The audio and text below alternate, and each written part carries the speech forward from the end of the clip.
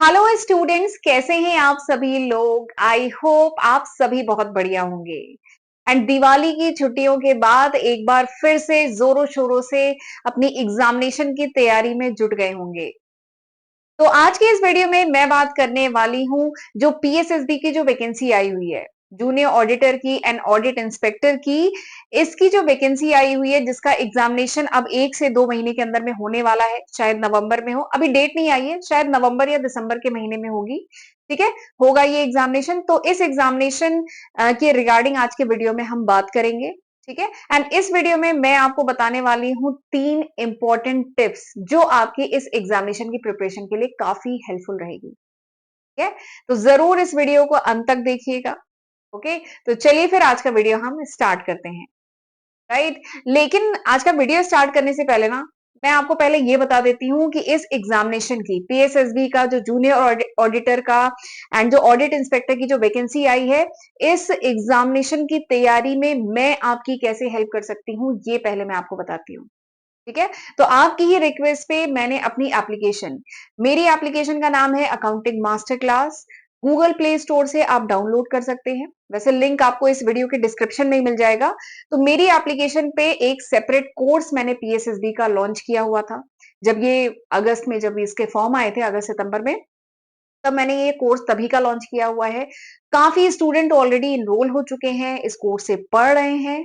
ठीक है, आपने अगर ये कोर्स आप ले चुके हैं तो बहुत अच्छी बात है, तो भी आपके लिए वीडियो है। मैं आज की वीडियो में 3 इंपॉर्टेंट टिप्स डिस्कस करूंगी। बट अगर अभी तक आपने कोई कोर्स नहीं लिया है तो ये कोर्स आप एक बार जरूर रेफर कर सकते हैं। इस कोर्स की डिटेलिंग मैं सबसे पहले आपको जरा बता देती हूँ। ठीक है, तो मेरी जो एप्लीकेशन है अकाउंटिंग मास्टर क्लास, वहां पे आपको ये कोर्स मिल जाएगा पीएसएसबी का जूनियर ऑडिटर का। एक बार मैं कोर्स आपको ओपन करके दिखा देती हूँ कि इसमें आपको क्या क्या मिलेगा।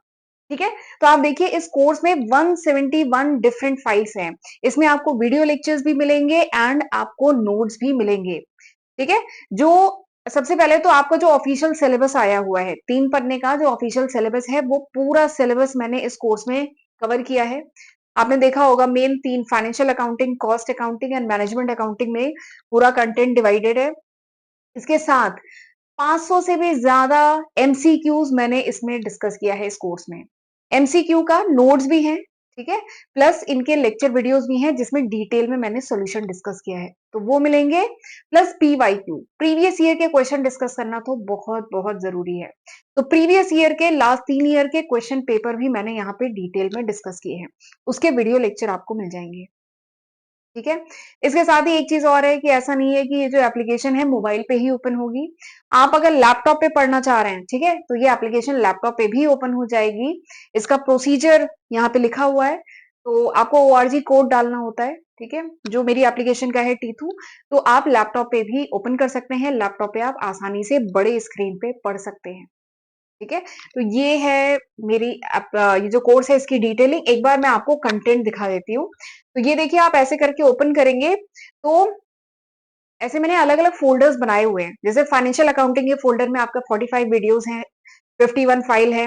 कॉस्ट अकाउंटिंग में 6 घंटे का एक वीडियो है जिसमें मैंने कॉस्ट अकाउंटिंग एक स्ट्रेच में पढ़ाया है, प्लस और छोटे छोटे कुछ टॉपिक्स हैं वो अलग है, तो इसलिए इसमें 5 वीडियोस 12 फाइल है, इसमें 4 वीडियोस, इसमें भी 8 घंटे का एक वीडियो है, तो 4 वीडियोस 10 फाइल्स हैं। ठीक है, एमसीक्यू मैंने डिफरेंट एमसीक्यू डिस्कस किए हैं डिटेल में, जो मैंने बताया ना 500 से भी ज्यादा क्वेश्चंस यहाँ पे डिस्कस किए हैं मैंने, तो ये 13 वीडियो 8 फाइल्स में है। प्रीवियस ईयर के क्वेश्चन डिस्कस किए हैं, तो ये सारी चीजें हैं। ठीक, एक मैं आपको फाइनेंशियल अकाउंटिंग का ओपन करके दिखाती हूँ। तो फाइनेंशियल अकाउंटिंग में इस तरीके से सीक्वेंसिंग में सारी चीजें देखिए, अकाउंटिंग का इंट्रोडक्शन, अकाउंटिंग के terms, accounting principle, accounting equation, types of account, journal, ledger, trial balance, trading account, PL account, balance sheet, final account, depreciation, ऐसे करके पूरा जितना पूरा ऑफिशियल सिलेबस आपका 3 पन्ने का आया है, वो सब उसमें जो फाइनेंशियल अकाउंटिंग का पार्ट है वो सब मैंने यहाँ पे इस तरह से सबकी नंबरिंग की हुई है, तो कोई कंफ्यूजन नहीं है। ठीक है, तो ये सारी चीजें मैंने यहाँ पे कवर की हुई है। ठीक है, ये आप ऐसे करके देख सकते हैं। ठीक है, तो इनके लेक्चर वीडियोस भी हैं, नोट्स भी हैं। नोट्स का एक सेपरेट फोल्डर बनाया है जिसमें पीडीएफ के फॉर्म में सारे नोट्स मिल जाएंगे। ठीक है, तो ये जो कोर्स है मैं सजेस्ट करूंगी कि ये आप ले सकते हैं, क्योंकि अब है एग्जाम में बहुत कम समय बचा है, 1 से 2 महीने में होने जा रहे हैं आपके एग्जामिनेशन। ठीक है? तो ये कोर्स आपके लिए काफ़ी हेल्पफुल रहेगा एंड इसकी प्राइस भी मैंने बहुत नॉमिनल रखी है, 999 इसकी प्राइस है। कह लीजिए आपके सिलेक्शन के आगे तो ये प्राइस कुछ भी नहीं है। तो आप ये कोर्स ले सकते हैं, काफ़ी हेल्पफुल रहेगा, बहुत सारे बच्चे ऑलरेडी ले चुके हैं, पढ़ाई शुरू कर चुके हैं, बट अगर अभी आप रह गए हैं, आपने नहीं लिया है कोर्स, तो आप ये कोर्स रेफर कर सकते हैं, ठीक है? मतलब कंटेंट इस कोर्स का एक बहुत बड़ा फायदा ये है कि आपको सफिशिएंट कंटेंट मिल जाएगा। तो ये पूरा सिलेबस कवर्ड है, पूरा जो ऑफिशियल सिलेबस दिया है, वो पूरा सिलेबस कवर्ड है। आपको कोई अलग से किताब, अलग से नोट्स या कहीं के वीडियो लेक्चर कुछ भी देखने की जरूरत नहीं है, सब कुछ यहाँ पे है। आपको नोट्स मिलेंगे, लेक्चर वीडियोस मिलेंगे, एमसीक्यू सफिशिएंट एमसीक्यू मिलेंगे प्रैक्टिस करने के लिए। ठीक है? तो इसीलिए कह रही हूँ this course will be very beneficial for you, it will save your time, आपका समय बचेगा। और अभी की बात करूं तो सबसे कीमती चीज है समय। ये कोर्स मैंने अगस्त में लॉन्च किया था, तो अगस्त से तब मैंने 75 डे का स्टडी प्लान बनाया था कि हर दिन हम कितना पढ़ेंगे कि 15 नवंबर तक कोर्स कंप्लीट हो जाए। लेकिन अब है समय कम, अब कह लीजिए नवंबर के एंड में भी एग्जाम हो सकता है या दिसंबर में एग्जाम होने की ऐसी पॉसिबिलिटी है। अभी तो खैर डेट आएगी, अभी आई नहीं है, बट ऐसी पॉसिबिलिटी है। ठीक है? तो अब है हमारे पास समय बहुत कम। ठीक है? तो हमें अगर पूरा कंटेंट एक जगह एक साथ और क्वालिटी कंटेंट, अच्छा कंटेंट, ठीक है? आपने यूट्यूब पे मेरे वीडियोस देखे होंगे, तो अगर आपको मेरे यूट्यूब पे जो वीडियोस हैं वो अगर समझ में आ रहे हैं, ठीक है? तो वैसा ही कंटेंट स्मार्ट बोर्ड पे वैसा कंटेंट यहाँ पे आपको मिलेगा, तो it will be helpful for you. मेरा पढ़ाना अगर आपको समझ में आ रहा है तो ये कोर्स आपके लिए हेल्पफुल रहेगा। ठीक है? तो क्वालिटी कंटेंट मिलेगा, क्वालिटी क्वेश्चंस है यहाँ पर, तो आप ये कोर्स रेफर कर सकते हैं। ठीक है? तो ये थी पूरी इस कोर्स के बारे में जानकारी कि मैं कैसे आपकी इस एग्जामिनेशन में हेल्प कर सकती हूँ। ठीक है?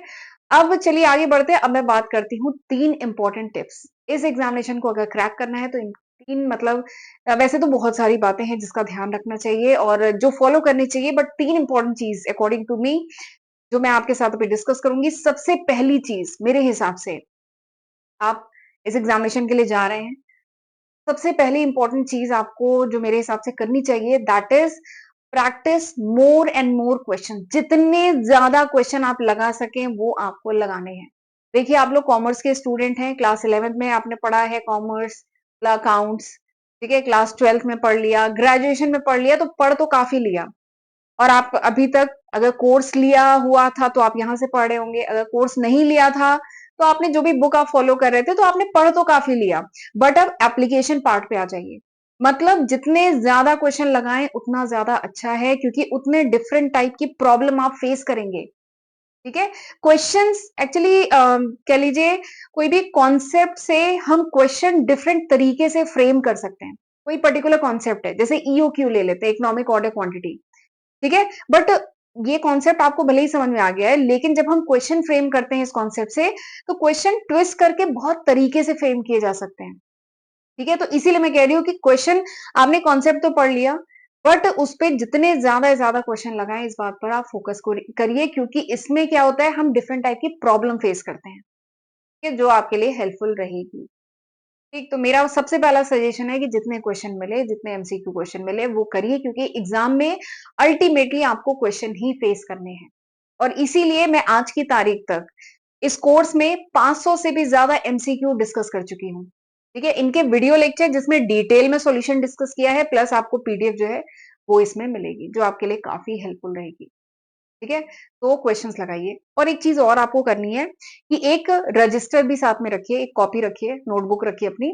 ठीक है? उस क्वेश्चन से आपने क्या सीखा, उस क्वेश्चन में क्या कोई न्यू कॉन्सेप्ट आप आया जो अभी तक शायद आपको नहीं पता था, या आपको पता चला लेकिन शायद आप बार बार भूल जा रहे हो उस चीज को। तो एक सेपरेट नोटबुक आप केवल एमसीक्यू के लिए बनाइए। उसमें आप क्या नोट करेंगे, उसमें आप पॉइंट्स में नोट करिएगा। उसमें आप नोट करेंगे कि आपने उस क्वेश्चन से क्या सीखा। ठीक है? जैसे हम क्वेश्चन करते टाइम बहुत सारे नए फॉर्मूले भी तो आते हैं, तो शायद हमने थ्योरी में कहीं नहीं पढ़ा, लेकिन यहाँ पे एक नया फॉर्मूला निकल के आया, और ये फॉर्मूला ऐसा कोई डिफाइंड नहीं है, लेकिन क्वेश्चन सॉल्व करने के लिए एक नया फॉर्मूला बनाया गया है। ठीक है? तो शायद तो उसको लिखिए, या कुछ नई चीज आपने सीखी उस क्वेश्चन से, उसको लिखिए। तो एक केवल एक एमसीक्यू की कह लीजिए नोट्स बनाने चाहिए। एमसीक्यू तो करिए, लेकिन उस क्वेश्चन एमसीक्यू से आपने क्या सीखा, ठीक है? तो ये भी साइड बाय साइड पॉइंट्स में, आप बनाइए, ठीक। और एक बात और है, it is an objective examination, multiple choice question आने वाले हैं, ऑब्जेक्टिव एग्जामिनेशन है, तो पूरी कहानी नहीं लिखनी है। कि जब सब्जेक्टिव एग्जाम कभी देना हो तो वहां पे लंबा लंबा आंसर लिखा जाता है, पूरी कहानी लिखी जाती है, यहाँ पे नहीं, टू द पॉइंट लिखी है। इसीलिए मेरे जो नोट्स भी आपको यहाँ पे मिलेंगे, टू द पॉइंट है चीजें, कोई बहुत लंबी स्टोरी नहीं है, टू द पॉइंट है। जो एग्जाम्पल है उसको मैंने समझाया है, बट उसको एकदम पॉइंट्स में मतलब चीजें मैंने लिखी हुई हैं। ठीक है, तो हर चीज जो है टू द पॉइंट लिखिए, शॉर्टकट में जितना शॉर्टकट आप लिख सकें वो लिखिए, क्योंकि इससे समय बचेगा। आपको ही केवल समझना है, ऐसा लिखिए कि आप समझ पाए। ठीक है, तो एमसीक्यू के साथ साथ नोट्स भी बनाते चलिए।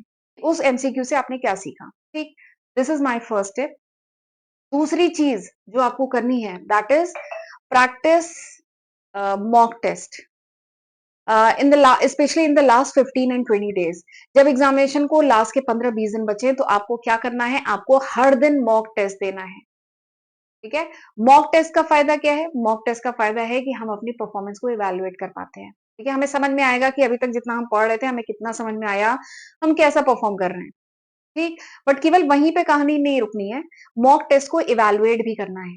देखना है कि हम कितना सही कर रहे हैं, कितना गलत कर रहे हैं, कौन कौन से क्वेश्चन हैं जिन, या कौन कौन से एरियाज है, कौन से कॉन्सेप्ट हैं जो हम नहीं कर पा रहे हैं जिन पे। ठीक है, फिर उन पे काम करना है, उन पे मेहनत करनी है। ठीक है, इवन लास्ट 20-15 डेज ही नहीं, लास्ट 1 मंथ में, आखिरी का जो 1 महीना बचेगा, बल्कि अब 1 महीना ही बचा है, हर दिन एक मॉक टेस्ट लगाने हैं। ठीक है, क्योंकि मॉक टेस्ट में जो हमारा वीक पॉइंट निकल के आएगा उसको फिर अच्छे से पढ़ना भी तो है, तो इतना समय भी तो होना चाहिए कि मॉक टेस्ट के अलावा हम उस कॉन्सेप्ट को भी पढ़ पाए। तो मॉक टेस्ट कोशिश करिए कि हर दिन हमें मॉक टेस्ट लगाना है। ठीक है, तो this is my second advice. And तीसरी एडवाइस मेरी ये है कि नोट्स बनाइएगा। ठीक है, वही बात है, डिटेल नोट्स नहीं बनाने, कोई सब्जेक्टिव एग्जाम नहीं है, ऑब्जेक्टिव एग्जाम है। ठीक है, डिटेल नोट्स ना बनाएं, लेकिन आखिरी मोमेंट पे, एग्जाम से 1-2 दिन पहले जो लास्ट मिनट का रिवीजन होता है ना, तो उसके लिए जरूर हमारे पास एक नोटबुक होनी चाहिए जिसमें वो पॉइंट्स हो जो शायद हम बार बार भूल जा रहे हैं। देखिए, इसमें इतने फॉर्मूले तो ऐसे कोई है नहीं। ठीक है, तो फॉर्मूले नहीं है, लेकिन कुछ कुछ पॉइंट्स है जो शायद हम पढ़ रहे हैं बार बार लेकिन हम भूल जा रहे हैं, या कुछ इंपॉर्टेंट कॉन्सेप्ट है जो शायद हमें लास्ट मोमेंट में पढ़ना चाहिए, या हमारा कोई वीक पॉइंट है। हर स्टूडेंट का वीक पॉइंट अलग होता है।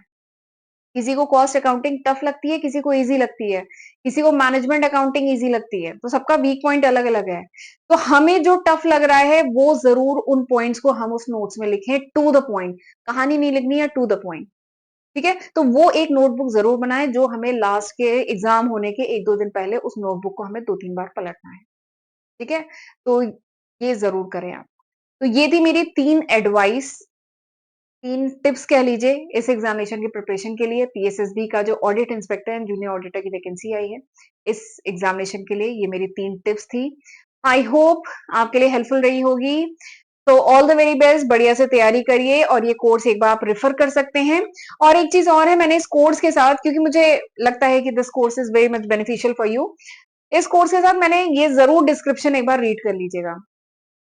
इवन मैंने यहाँ पे ये भी लिखा है कि अगर आपको ये कोर्स नहीं समझ में आता, आपने कोर्स लिया, आपने कंटेंट ओपन करके देखे, ठीक है, फिर आपको लगता है कि ये कोर्स यूजफुल नहीं है, ठीक है, तो आप 2 दिन के अंदर रिफंड भी ले सकते हैं। इसमें GST, internet handling charges, app के चार्जेस डिडक्ट करके जो बाकी पैसा होगा वो आपको रिफंड कर दिया जाएगा।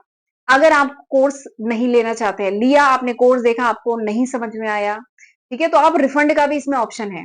ये बेसिक चार्जेस कट के आपको रिफंड भी हो जाएगा। ठीक है, बट 2 दिन के अंदर आपको इन्फॉर्म करना होगा, तो रिफंड भी हो जाएगा। बट मैं जानती हूं एक भी रिफंड नहीं हुआ है। जितने बच्चे एनरोल किए हैं इस कोर्स में, उन सारे ही बच्चों ने कोर्स कंटिन्यू किया है, किसी ने रिफंड नहीं किया है। लेकिन मैं ऑप्शन दे रही हूँ, इट शोज कि मुझे पता है कि ऐसा होने नहीं वाला है। ठीक है, तो ये कोर्स आपके लिए काफी बेनिफिशियल रहेगा, लेकिन एक बार ये चीजें सारी रीड कर लीजिएगा कोर्स लेने से पहले। ठीक है, तो this was all about this video. ये था पूरे आज के वीडियो का कंटेंट। आई होप आज जो मैंने बात बताई है, इंपॉर्टेंट 3 बातें बताई हैं, उसका आप ध्यान रखेंगे। और कोर्स ले चुके हैं तो बहुत अच्छी बात है, बट अगर अभी तक नहीं लिया है कोई कोर्स, तो आप ये कोर्स एक बार जरूर रेफर कर सकते हैं और अपनी प्रिपरेशन को और स्ट्रांग बना सकते हैं। तो चलिए फिर मिलते हैं अगले लेक्चर वीडियो में, तब तक अपना ध्यान रखिएगा। God bless you.